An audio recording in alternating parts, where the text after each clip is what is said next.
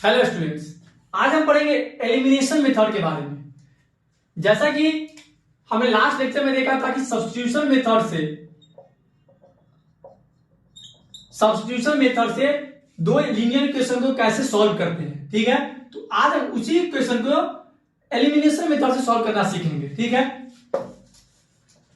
मान लिया एक इक्वेशन ये हो गया, दूसरा इक्वेशन ये हो गया। ठीक है, सब्स्टिट्यूशन मेथड में क्या करते थे, एक्स का वैल्यू हम निकालते थे, दूसरे इक्वेशन में पुट करते थे। लेकिन यहां वैसा नहीं करेंगे। जैसे दो वैल्यू यहाँ एक्स एंड वाई है, यहां भी एक्स एंड वाई है, तो क्या करेंगे, इन दोनों में से कोई एक वेरिएबल को सेम बनाएंगे। जैसे यहां पे एक्स है, यहां अगर मुझे एक्स को सेम करना है, एक्स है, यहां 2x है, अगर इस पूरे को मैं 2 से मल्टीप्लाई कर दूं तो यहां भी 2x आ जाएगा। सिर्फ मुझे इस नंबर से इसको सिर्फ देखना है कि अगर इस इक्वेशन को मैं अगर 2 से मल्टीप्लाई कर दूं तो ऊपर भी 2x आ जाएगा और नीचे पहले से 2x आ जाएगा, और दोनों को सब्ट्रैक्ट कर देंगे तो एक जीरो का वैल्यू आ जाएगा, यानी कि 2x माइनस 2x तो जीरो आएगा। मुझे किसी प्रकार से कोई एक वेरिएबल को इक्वल बनाना है। एक बार इक्वल बन गया फिर दोनों को माइनस कर देंगे। ठीक है, अच्छा मुझे अगर y को यहां पे इक्वल बनाना होता तो इस पूरे इक्वेशन को 3 से मल्टीप्लाई कर देते तो प्लस ये 3y, यहां भी 3y आ जाएगा। तो पहले क्या करते हैं हम लोग, x को इक्वल बनाते हैं। अगर x को इक्वल बनाते हैं तो पूरे इक्वेशन को, जैसे 2 हुआ यानी कि ये पूरे इक्वेशन को 2 से मल्टीप्लाई करेंगे, तो करते हैं तो क्या आ जाएगा, 2 into x 2x, 2 into x 2x plus 2 into y 2y, 2 into 5 10। ठीक है, अब नीचे 2x ही है, इसको मल्टीप्लाई करने का जरूरत नहीं है, तो क्या आ जाएगा 2x minus 3y equal to 4। ठीक है, अब ये दोनों सेम हो गया। अब इन दोनों को सब्ट्रैक्ट कर देते हैं, minus plus minus, plus 2x minus 2x cut जाएगा, जीरो आ जाएगा, प्लस 2y प्लस 3y कितना आ जाएगा, प्लस का 5y, 10 माइनस 4 6, y कितना आ गया 6/5, y कितना आ गया 6/5। क्या किया हमने, एक वेरिएबल को इक्वल बनाया मल्टीप्लाई करके, उसके बाद हमने माइनस कर दिए।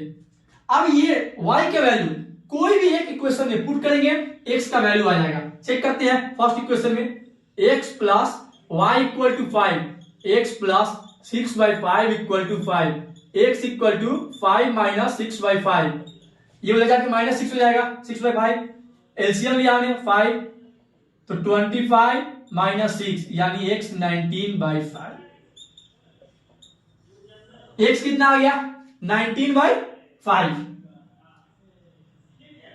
ठीक है, अब दोनों इक्वेशन को जब हमने सॉल्व किया, यानी एक को इक्वल बना के जब सॉल्व किया तो y का वैल्यू कितना आया 6/5। इस y के वैल्यू को किसी एक इक्वेशन में पुट किया, x कितना आया 19/5। अच्छा क्रॉस चेक करते हैं कि क्या ये सही आया गलत आया है, तो x एंड y का वैल्यू इसमें पुट करते हैं। अगर इन दोनों को जोड़ के 5 के बराबर आ गया, दैट मींस हमारा जो वैल्यू आया वो सही है। ठीक है, x प्लस y क्या है, x प्लस y का वैल्यू 5 है, x हमारा कितना आया 19/5, y कितना आया 6/5, दोनों का एलसीएम लेते हैं 5 तो 19 प्लस 6 यानी आ गया 25/5, कट गया 5 टाइम्स तो आ गया 5।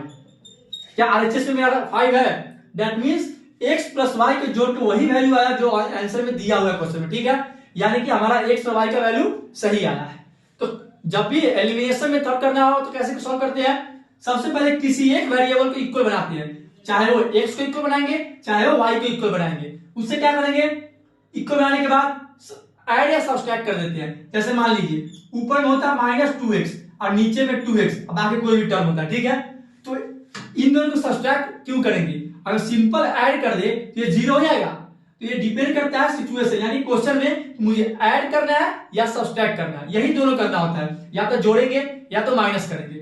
जैसे यहाँ पे दोनों प्लस 2x प्लस 2x है, प्लस का 2x प्लस का 2x, अगर इन दोनों को जोड़ते हैं तो 4x आएगा, लेकिन अगर मैं माइनस कर दूं तो ये दोनों कट जाएगा, जीरो आ जाएगा। मुझे क्या करना है, किसी भी तरीके से इसको जीरो करना है। अगर अगर जरूरत पड़े तो मैं ऐड भी करूंगा, जरूरत पड़े तो सब्सट्रैक्ट भी करूंगा, लेकिन ऐड और सब्सट्रैक्ट छोड़ के कोई और नहीं करना, सिर्फ ऐड और सब्सट्रैक्ट करना है। उससे क्या करेंगे, यहाँ पे एक वेरिएबल का वैल्यू निकालेंगे, जैसे ये 0 हुआ 1 वेरिएबल में कन्वर्ट हो जाएगा, ठीक है। जो y का वैल्यू आया उसको क्या करेंगे, कोई एक इक्वेशन में पुट करके दूसरे वैल्यू निकालेंगे, जैसे हमने सब्स्टिट्यूशन मेथड में किया था।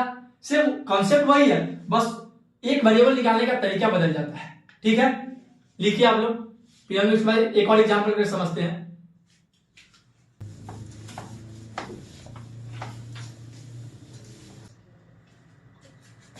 एक और एग्जांपल करते हैं। 2x plus 7y 2x plus 7y equal to 10, 3x plus y equal to 6, ठीक है। ये अब हमारा क्वेश्चन दिया हुआ है, इसको एलिमिनेशन मेथड से कैसे सॉल्व करेंगे, ठीक है।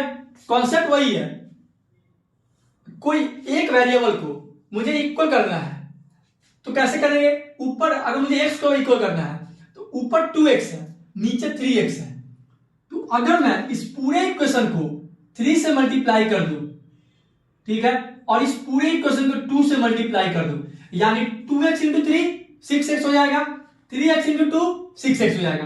किसी भी तरीके से, चाहे जरूरत पड़े तो मैं ऊपर से मल्टीप्लाई करूंगा, या जरूरत पड़े तो मैं दोनों ऊपर नीचे दोनों मल्टीप्लाई करूंगा, डिपेंड करता है क्वेश्चन पे कि मुझे क्या एक इक्वेशन में मल्टीप्लाई करना है या दोनों इक्वेशन में। अब यहाँ पे मुझे x को इक्वल करने के लिए ऊपर नीचे दोनों मल्टीप्लाई करना पड़ा, यानी 2x में 3 से मल्टीप्लाई किया और 3x में 2 से मल्टीप्लाई किया, तो तब जाके ये दोनों 6x हुआ, ठीक है। अब करते इक्वेशन में लिखते हैं 3x 2x into 3 6x plus 7y into 3 21y 10 into 3 30 3x into 2 6x plus y into 2 2y equal to 6 into 2 12 आ गया, दोनों सेम आ गया।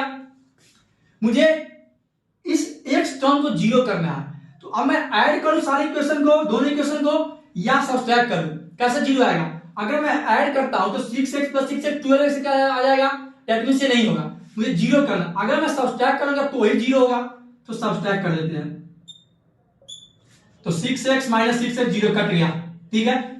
21y माइनस 2y कितना आ जाएगा 19y, 30 माइनस 12 यानी 18 आ जाएगा, 30 माइनस 12 18 आ जाएगा, तो y कितना आ गया 18/19, y कितना आ गया 18/19।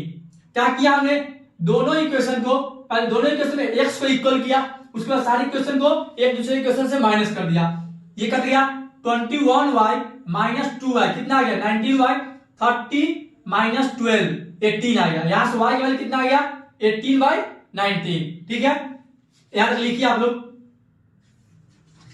अब इस y की वैल्यू क्या करेंगे, कोई एक इक्वेशन में, ओरिजिनल इक्वेशन में, मल्टीप्लिकेशन वाले नहीं, जो ओरिजिनल इक्वेशन है उसमें पुट करते हैं, उसके बाद वहां से x का वैल्यू लेकर आएंगे, ठीक है। मान लीजिए मैं इस इक्वेशन में पुट करता हूं 3x plus y equal to 6। इस इक्वेशन में अगर मैं y की वैल्यू पुट करूं, यहां से x का वैल्यू आ जाएगा 3x प्लस y कितना है 18/19 इक्वल टू 6, ठीक है। अब इसको सॉल्व कर, अब एक वेरिएबल में आ गया, तो 3x इक्वल टू ये प्लस 18/19 हो जाएगा, क्या हो जाएगा माइनस 18/19, 6 माइनस 18/19, एलसीएम लेते हैं 19 यानी 140 minus 18 equal to 3x। y का वैल्यू हमारा कितना आया हुआ है, इधर लिख लेते हैं, y का वैल्यू 18/19 आया है, ठीक है। तो 3x 114 माइनस 18 6 9 96 आ गया, 114 माइनस 18 कितना हो जाएगा 96, यानी 96/90। x का वैल्यू क्या आ जाएगा 96/3 इंटू 19। अगर ये मल्टीप्लाई में नीचे जाके क्या हो जाएगा डिवाइड में आ जाएगा, तो 3 इंटू 3 9, 3 2 6, x का वैल्यू कितना आ गया, यहां से x का वैल्यू आ गया 32/9, 19।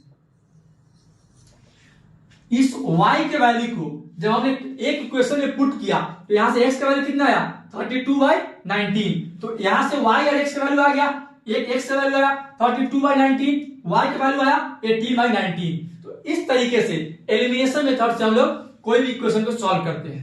हमने क्या पढ़ लिया, सब्स्टिट्यूशन मेथड पढ़ लिया, दूसरा एलिमिनेशन मेथड पढ़ लिया, ठीक है।